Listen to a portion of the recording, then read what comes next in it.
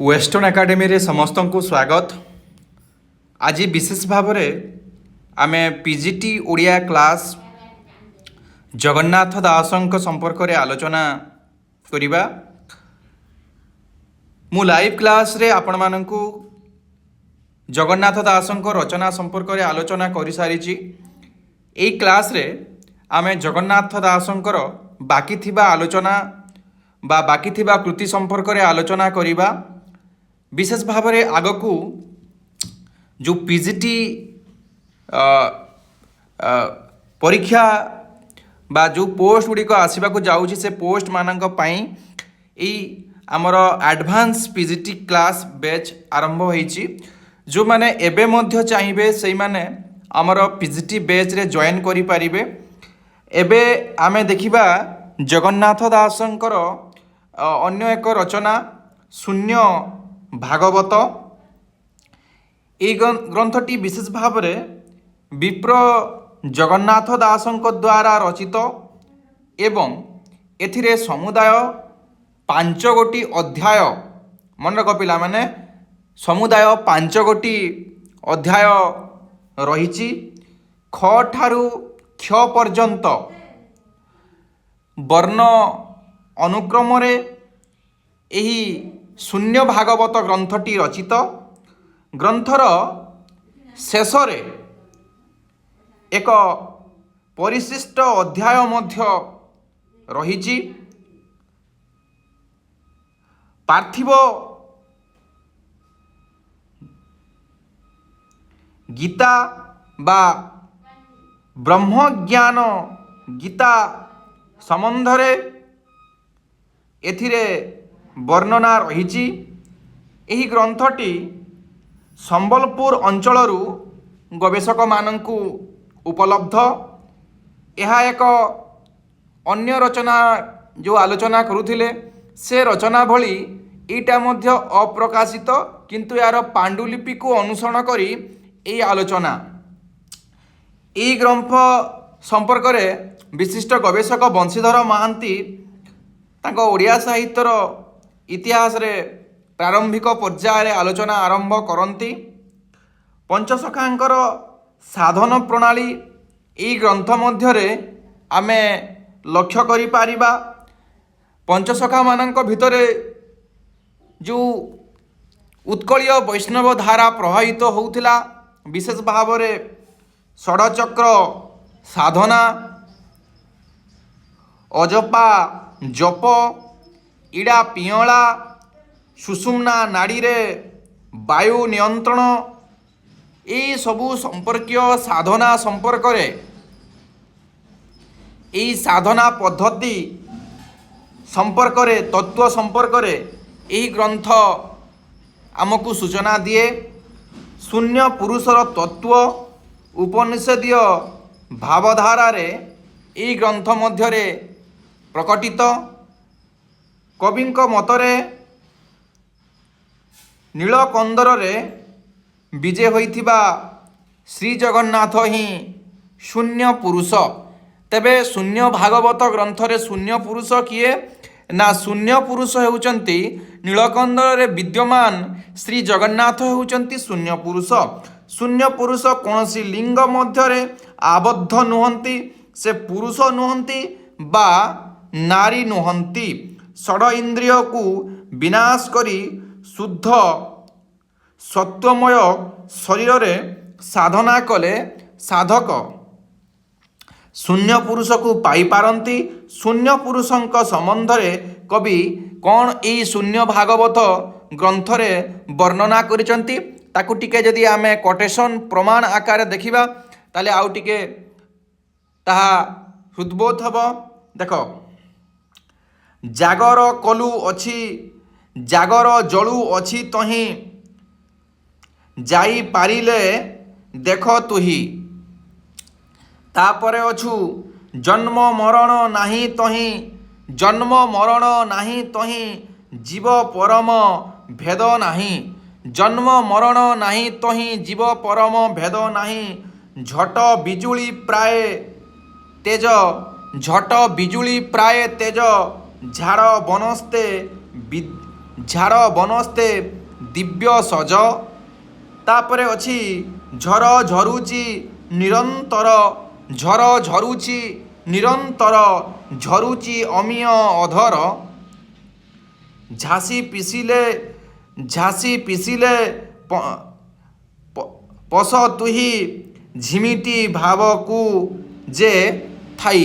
ଏହିଭଳି ଭାବରେ ସାଧନାର ବିଭିନ୍ନ ସ୍ତର ଦେଇ ଗତି କଲେ ଶେଷରେ ଜୀବ ଶୂନ୍ୟ ପୁରୁଷର ନିକଟକୁ ପହଞ୍ଚିବ ବା ଦର୍ଶନ ଲାଭ କରିବ। ଏହି ଭାବନା, ଏହି ତତ୍ତ୍ୱକୁ ଏହି ଗ୍ରନ୍ଥ ମଧ୍ୟରେ ଉପସ୍ଥାପନା କରାଯାଇଛି। ଆଉ ଗୋଟେ କୋଟେସନ୍ ଦେଖିବା, ସାଧୁ ପାରିଲେ ସର୍ବ ସେହି, ସାଧି ପାରିଲେ ସର୍ବ ସେହି, ଶୂନ୍ୟ ସଙ୍ଗତେ ଶୂନ୍ୟ ହୋଇ। ସାଧି ପାରିଲେ ସର୍ବ ସେହି, ଶୂନ୍ୟ ସଙ୍ଗତେ ଶୂନ୍ୟ ହୋଇ। ତାପରେ କ'ଣ ଅଛି ନା ସବୁ ଯେ ତାହାରି ଭିଆଣ, ଏଟା ଶୂନ୍ୟ ପୁରୁଷର ସମ୍ପର୍କରେ କୁହାଯାଇଛି। ସବୁ ଯେ ତାହାରି ଭିଆଣ, ପବନ ପ୍ରାୟ ସେହି ପୁଣ। ସାଧିଲେ, ସାଧିରେ ସାଧିଲେ ସରଇ ଯେ ଦୁଃଖ, ଶରୀରେ ଆପଣାକୁ ଦେଖ। ଶରୀରେ ବହୁତ ବଢ଼ିଆ ତତ୍ତ୍ୱ, ଶରୀର ତତ୍ତ୍ୱ କଥା ଆସିଲା। ଶରୀରେ ଆପଣାକୁ ଦେଖ। ଶରୀର ମଧ୍ୟରେ ଆପଣାକୁ ଦେଖିବା କଥା ହେଉଛି ଶରୀର ସାଧନା କଥା ଏଠି ଆସିଛି। ସର୍ବକୁ ଦେଖ ଏକ ଦୃଷ୍ଟି, ସମସ୍ତେ ସମାନ କଥା, ବସୁଧୈବ କୁଟୁମ୍ବକମ୍ କଥା ଏଠି ଆସିଲା। ସର୍ବକୁ ଦେଖ ଏକ ତୁହି, ସଂସାର ମାୟା ଜୀବ ତୁଟି। ତାପରେ କ'ଣ ଅଛି ନା ଶ୍ରବଣେ ନୟନ ଯେ ନାସା, ଶ୍ରବଣେ ନୟନ ଯେ ନାସା, ସବୁକୁ ନାଶ କରେ ହିଂସା। ବୁଝି ହେଉଛି ତ? ଏଇଭଳି ଭାବରେ ସାଧନ କର ପିତବାସ, ସତ୍ୟରେ ବଜାଅ, ସତ୍ୟରେ ବଳାଅ ତ ଆସ। ଏଇଭଳି ଭାବରେ ଏହି ଗ୍ରନ୍ଥରେ ଆଲୋଚନା କରାଯାଇଛି। ତାପରେ ଆମେ ଦେଖିବା ତାଙ୍କର ଜଗନ୍ନାଥ ଦାସଙ୍କର ଅନ୍ୟତମ ରଚନା ଭୂଗୋଳ ଏକାଦଶ ସ୍କନ୍ଦ ସମ୍ପର୍କରେ। ଜଗନ୍ନାଥ ଦାସଙ୍କର ଏହା ମଧ୍ୟ ଏକ ଅନ୍ୟ ତାର ପୂର୍ବ ରଚନା ଭଳି ଏକ ଅପ୍ରକାଶିତ ଗ୍ରନ୍ଥ। ଭାଗବତ ଏକାଦଶ ସ୍କନ୍ଧର ତାତ୍ତ୍ୱିକ ବ୍ୟାଖ୍ୟା ବା ବ୍ରହ୍ମଜ୍ଞାନ ମୂଳକ ଅର୍ଥ ଏଥିରେ ପ୍ରକାଶିତ। ଯେମିତି ଆମେ କେଶବ କୋଇଲି ମାର୍କଣ୍ଡ ଦାସଙ୍କର କେଶବ କୋଇଲି, ପରବର୍ତ୍ତୀ ପର୍ଯ୍ୟାୟରେ ଜଗନ୍ନାଥ ଦାସଙ୍କର ଅର୍ଥ କୋଇଲିରେ ତାତ୍ତ୍ୱିକ ରୂପାୟନ ଯେଭଳି ଭାବରେ ସଂଗଠିତ ହେଇଛି, ସେଇଭଳି ଭାବରେ ଆମେ ଜଗନ୍ନାଥ ଦାସଙ୍କର ଯେଉଁ ଭାଗବତର ଏକାଦଶ ସ୍କନ୍ଦ, ତାକୁ ତତ୍ତ୍ୱମୂଳକ, ତାର ଯେଉଁ ସାରାଂଶ ତତ୍ତ୍ୱମୂଳକ ତାତ୍ତ୍ୱିକ ବ୍ୟାଖ୍ୟା ଏବଂ ବ୍ରହ୍ମଜ୍ଞାନ ମୂଳକ ଅର୍ଥ ଏଇ ଭୂଗୋଳ ଏକାଦଶ ସ୍କନ୍ଦ ଗ୍ରନ୍ଥରେ ରହିଛି। ହରି ଅର୍ଜୁନଙ୍କ କଥୋପକଥନ ଛଳରେ ଏହାର ବିଷୟବସ୍ତୁ ଗତିଶୀଳ। ହରି ଏବଂ ଅର୍ଜୁନ, ହରିଙ୍କୁ ଅର୍ଜୁନ ପ୍ରଶ୍ନ ପଚାରୁଛନ୍ତି ବା ବିଭିନ୍ନ ପ୍ରସଙ୍ଗ ସମ୍ପର୍କରେ ପ୍ରଶ୍ନ ଲିପ୍ସା ପ୍ରକାଶ କରୁଛନ୍ତି ଏବଂ ହରି ତାରି ଉତ୍ତର ଦେଉଛନ୍ତି। ଏହି ଉକ୍ତି ପ୍ରତ୍ୟୁକ୍ତି ବା କଥୋପକଥନ ଶୈଳୀରେ ଭୂଗୋଳ ଏକାଦଶ ସ୍କନ୍ଦ ଗ୍ରନ୍ଥଟି ରଚିତ। ଏହି ଗ୍ରନ୍ଥଟି ବିଶେଷ ଭାବରେ ଏହାର କଳେବର ଖୁବ୍ ବେଶୀ ନୁହେଁ, 8 ଗୋଟି ଅଧ୍ୟାୟରେ ଏହି ଗ୍ରନ୍ଥଟି ସୀମିତ। ଏହି ଗ୍ରନ୍ଥ ସମ୍ପର୍କରେ ବିଶେଷ ଭାବରେ ବଂଶୀଧର ମହାନ୍ତି ପ୍ରାରମ୍ଭିକ ପର୍ଯ୍ୟାୟରେ ଆଲୋଚନା ଆରମ୍ଭ କରନ୍ତି। ଏହି ଗ୍ରନ୍ଥଟି ଭକ୍ତକବି ଜଗନ୍ନାଥ ଦାସଙ୍କର ରଚନା ନ ହୋଇ ତାଙ୍କର ପରବର୍ତ୍ତୀ ଜଗନ୍ନାଥ ଦାସ ନାମଧାରୀ ଅନ୍ୟ କୌଣସି ବ୍ୟକ୍ତିଙ୍କ ଦ୍ୱାରା ଏ ଗ୍ରନ୍ଥଟି ରଚିତ ହୋଇଥାଇପାରେ ବୋଲି କିଛି ଗବେଷକ ସନ୍ଦେହ କରୁଛନ୍ତି। କିନ୍ତୁ ସେ ଗହୀର ବିଲରେ ଆମର ଆଲୋଚନା ନାହିଁ। ଆମକୁ ଯେଉଁ ତଥ୍ୟ ମିଳୁଛି ଜଗନ୍ନାଥ ଦାସଙ୍କ ସମ୍ପର୍କରେ, ଜଗନ୍ନାଥ ଦାସଙ୍କ ରଚନା ସମ୍ପର୍କରେ ତାକୁ ଭିତ୍ତି କରିକି ଆମେ ଆଲୋଚନା ବିଚାର କରିବା। ଏ ପ୍ରକାର ମତବାଦ ବିଶେଷ ଭାବରେ ମନେ ବେଳେବେଳେ ଅଯୋଗ୍ୟ ମନେ ହୁଏ। ଏଥିରେ କିଭଳି ଭାବରେ ଆଲୋଚନା ହେଇଛି ଆମେ ଦେଖିବା। ଗୋଟେ କୋଟେସନ୍ ଯଦି ଆମେ ନେବା ତେବେ ଜାଣିପାରିବା। ଶୁଣି ଅର୍ଜୁନ ପଚାରଇ ଆନନ୍ଦେ ଶିର କରେ ଦେଇ। ଅର୍ଜୁନ ପଚାରୁଛନ୍ତି କାହାକୁ? ହରିକୁ। ମୁଁ ସବୁବେଳେ କହୁଥିଲି ଯେ ହରି ଏବଂ ଅର୍ଜୁନଙ୍କ କଥୋପକଥନରେ ଏଇ ଗ୍ରନ୍ଥଟି ରଚିତ ହୋଇଅଛି। ବୁଝିହେଉଛି। ଶୁଣି ଅର୍ଜୁନ ପଚାରଇ ଆନନ୍ଦେ ଶିରେ କର ଦେଇ। ତାପରେ କ'ଣ କହିଲେ? ଭୋନାଥ କମଳ ଲୋଚନ ସଂଶୟ ଲାଗୁଅଛି ମନ।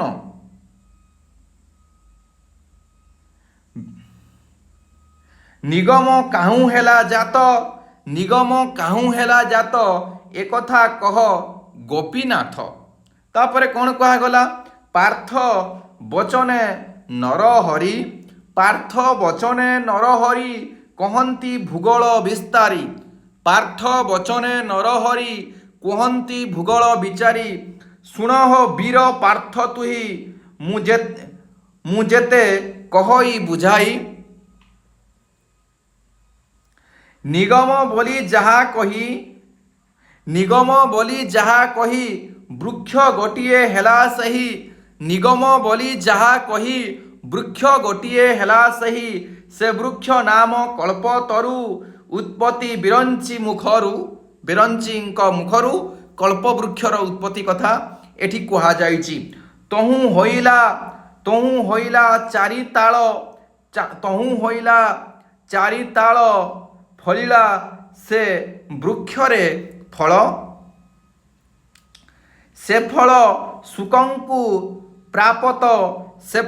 ଶୁକଙ୍କୁ ପ୍ରାପତ ଆନନ୍ଦେ କଲେ ତା ଅମୃତ। ପୁଣି ମନରେ ବିଚାରିଲେ ଭକତ ଜନଙ୍କୁ ସଞ୍ଚିଲେ।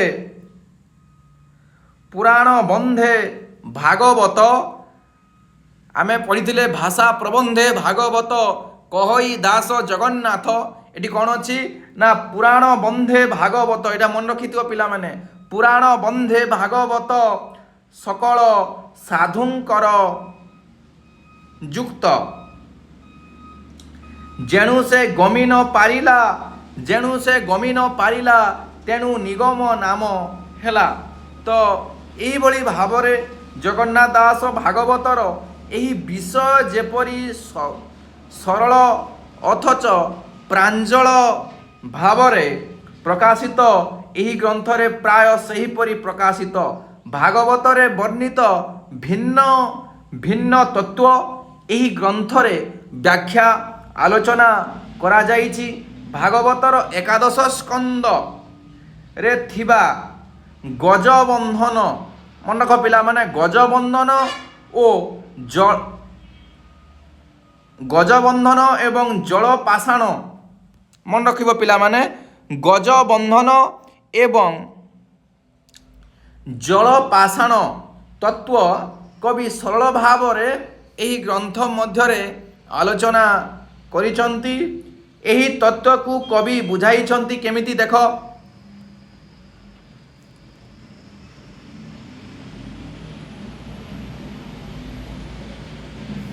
ମାତାର ରଜ ଜଳ ହୋଇ ପିତାର ବୀର୍ଯ୍ୟ ଶିଳା ହୋଇ ଯେହୁଁ ଯେ ଏକତ୍ୱ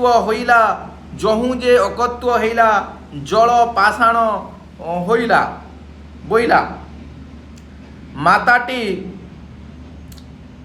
ଗଜୁଣୀ ଅଟଇ ପିତାକୁ ଗଜ ବୋଲି କହି। ମାତାଟି ଗଜୁଣୀ ଅଟଇ ପିତାକୁ ଗଜ ବୋଲି କହି। ଜୀବ ପରମ ଏ ପବନ ଅତି ଗହନ ଘୋରତମ। ରଜ ବୀର୍ଯ୍ୟକୁ ସେ ଘେନିଲେ ମାତାର ଗର୍ଭେ ସମ୍ଭାଳିଲେ।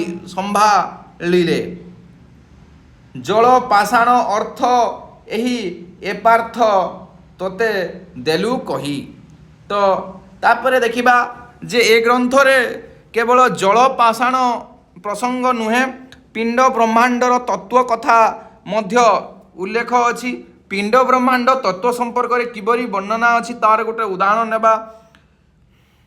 ଜିହାକୁ ସ୍ତ୍ରୀ ବୋଲି କହି କର୍ଣ୍ଣ ଯେ ଶୂଦ୍ର ବୋଲି କହି ଜିହ୍ବାକୁ ସ୍ତ୍ରୀ ବୋଲି କହି। ଏଇଟା ଦେଖ ବିଶେଷ ଭାବରେ ଶୈବ ତତ୍ତ୍ୱ ଅନୁସାରେ ବା ପିଣ୍ଡ ବ୍ରହ୍ମାଣ୍ଡ ତତ୍ତ୍ୱରେ ପଞ୍ଚସଖା ମାନେ କିଭଳି ଭାବରେ ଶରୀର ବିଭିନ୍ନ ଅଂଶକୁ ନାମକରଣ କରିଥିଲେ ତାର ଜ୍ୱଳନ୍ତ ଉଦାହରଣ ଆମେ ଏଇ ଭୂଗୋଳ ଏକାଦଶ ସ୍କନ୍ଦ ଆଲୋଚନା ଭିତରେ ଦେଖିବା। କ'ଣ? ଜିହ୍ବାକୁ ସ୍ତ୍ରୀ ବୋଲି କହି କର୍ଣ୍ଣ ଯେ ଶୂଦ୍ର ବୋଲି କହି ଚକ୍ଷୁ ପତିତ ବୋଲି କହି ଇନ୍ଦ୍ରଟି ଚଣ୍ଡାଳ ଅଟଇ ପରମ ପୁରୁଷ ଧରିଲେ ଏମାନେ ନିସ୍ତରୀଣ ଗଲେ। ଏଇଭଳି ଭାବରେ ଏଇ ଗ୍ରନ୍ଥରେ ଚର୍ଚ୍ଚା କରାଯାଇଛି। ତାପରେ ଆମେ ଜଗନ୍ନାଥ ଦାସଙ୍କର ଅନ୍ୟ ଏକ ରଚନା ନୀଳଗିରି ଧ୍ୟାନ, ଆଉ ଏକ ରଚନା ନୀଳଗିରି ଧ୍ୟାନ ଆଲୋଚନା ପରିସର ଭିତରକୁ ଯିବା। ଏଟା ମଧ୍ୟ ଜଗନ୍ନାଥ ଦାସଙ୍କର ଏକ କ୍ଷୁଦ୍ର କଳେବର ବିଶିଷ୍ଟ ରଚନା। ଏ ରଚନାଟି ମଧ୍ୟ ଅପ୍ରକାଶିତ। ଏହି ଗ୍ରନ୍ଥକୁ ପ୍ରାରମ୍ଭିକ ପର୍ଯ୍ୟାୟରେ ଡକ୍ଟର ବଂଶୀଧର ମହାନ୍ତି ଉତ୍କଳ ବିଶ୍ୱବିଦ୍ୟାଳୟର ପଥିଗାରାରୁ ଆଲୋଚନା ପରିସରଭୁକ୍ତକୁ ଆଣନ୍ତି। ଏହି ଗ୍ରନ୍ଥରେ ବିଶେଷ ଭାବରେ ଆମେ ଦେଖିବା ମନ୍ତ୍ରରାଜ, ଗାୟତ୍ରୀ ତତ୍ତ୍ୱ, ଅବନା, ଆଠ ଅକ୍ଷର ପ୍ରଭୃତି ତତ୍ତ୍ୱ ବର୍ଣ୍ଣିତ। ପଞ୍ଚସଖା ଏବଂ ଶ୍ରୀ ଚୈତନ୍ୟଙ୍କ ସମ୍ବନ୍ଧରେ ଏହି ଗ୍ରନ୍ଥରେ କେତେକ ବିବରଣୀ ଆମେ ଲକ୍ଷ୍ୟ କରିପାରିବା। ଶ୍ରୀ ଚୈତନ୍ୟ ସାର୍ବଭୌମଙ୍କ ମଧ୍ୟରେ ହୋଇଥିବା ବ୍ରହ୍ମଜ୍ଞାନ ମୂଳକ କଥୋପକଥନରେ କେତେକାଂଶ ଏହି ଗ୍ରନ୍ଥ ମଧ୍ୟରେ ବର୍ଣ୍ଣିତ। ରଚନାର ଶେଷାଂଶରେ କବି ନିଜର ପରିଚୟ, ବଂଶ ପରିଚୟ ସମ୍ପର୍କରେ ଉଲ୍ଲେଖ କରିଛନ୍ତି। ଦେଖ, କଳ୍ପ ବଟ ତଳେ ଜନ୍ମ ହୋଇ କିଛି ନ ଜାଣଇ, ଜଗନ୍ନାଥ ଦାସ କହୁଛନ୍ତି, ଅତି ବଡ଼ ବୋଲିଣ ଚୈତନ୍ୟ ଚନ୍ଦ୍ର କହି ଯେ ଜଗନ୍ନାଥ ଦାସ ବୋଲି ନାମ ମୋର ହୋଇ। ସଦ୍ଗୁରୁ କୃପା ରେଣ ସନ୍ଦେଶ ଫିଟିଲା ଯେ। ତାପରେ କ'ଣ କୁହାଗଲା? ସନ୍ଥ ଜନ ହିତରେ ଯେ କଲଇଁ ପ୍ରକାଶ, କଣ୍ଠେ ବସି କହିଲେ ଯେ ପ୍ରଭୁ ଶ୍ରୀନିବାସ। 38 ପଦ ଏହୁ ହୋଇଲା ସମ୍ପୂର୍ଣ୍ଣ, 38 ପଦ ଏହୁ ହୋଇଲା ସମ୍ପୂର୍ଣ୍ଣ। ଜଗନ୍ନାଥ ଦାସ କଲେ ନୀଳଗିରି ଧ୍ୟାନ। ବୁଝିହେଉଛି? ଏଥିରେ 38 ଅଧ୍ୟାୟ ଏଇ ଗ୍ରନ୍ଥଟି କେଉଁଠି? ନୀଳଗିରି ଧ୍ୟାନ ଗ୍ରନ୍ଥଟି 38 ଅଧ୍ୟାୟ। ପିଲାମାନେ କେତେ ଅଧ୍ୟାୟ? ନା 38 ଅଧ୍ୟାୟ। ତାପରେ ଆମେ ତାଙ୍କର ଅନ୍ୟ ଏକ ରଚନା ଆଜିର ଲାଇଭ୍ କ୍ଲାସ୍ରେ ଆଲୋଚନା କରିବା। ଆଶା କରିବି ସମସ୍ତଙ୍କୁ ଏ ଭିଡ଼ିଓଟି ଭଲ ଲାଗିଥିବ। ଯଦି ଆପଣମାନଙ୍କୁ ଭିଡ଼ିଓ ଆମର ଉପାଦେୟ ଲାଗୁଛି ତେବେ କମେଣ୍ଟ ବକ୍ସରେ ସୁନ୍ଦର ମତାମତ ଆପଣମାନେ ଆମକୁ ଦେଇପାରିବେ। ଯେଉଁ ଷ୍ଟୁଡେଣ୍ଟମାନେ UGC ନେଟ୍ ପେପର୍ 1, ପେପର୍ 2 ତା ସହିତ ଆପଣମାନଙ୍କର ପିଜିଟି ଓଡ଼ିଆ ପାଇଁ ପ୍ରିପାରେସନ୍ ହେଉଛନ୍ତି ସେହି ଷ୍ଟୁଡେଣ୍ଟମାନଙ୍କୁ ଆମ ୱେଷ୍ଟର୍ଣ୍ଣ ଏକାଡେମୀ ତରଫରୁ କ୍ଲାସ୍ ପ୍ରୋଭାଇଡ଼ କରାଯାଉଛି। ଆପଣମାନେ ଯଦି ଜଏନ୍ କରିବାକୁ ଚାହୁଁଛନ୍ତି ତେବେ ଆମର କଣ୍ଟାକ୍ଟ ନମ୍ବର ବା ହ୍ୱାଟ୍ସଆପ୍ ନମ୍ବର 93378211କୁ ଆପଣମାନେ ଯୋଗାଯୋଗ କରିପାରିବେ ଏବଂ ଆମ କୋର୍ସରେ ଏନରୋଲ୍ ହୋଇପାରିବେ। ସମସ୍ତଙ୍କୁ ଧନ୍ୟବାଦ। ଧୈର୍ଯ୍ୟର ସହ ଆପଣମାନେ ଏ ଭିଡ଼ିଓ ଗୁଡ଼ିକ ଦେଖୁଥିବାରୁ ସମସ୍ତଙ୍କୁ ୱେଷ୍ଟର୍ଣ୍ଣ ଏକାଡେମୀ ପରିବାର ତରଫରୁ ଧନ୍ୟବାଦ।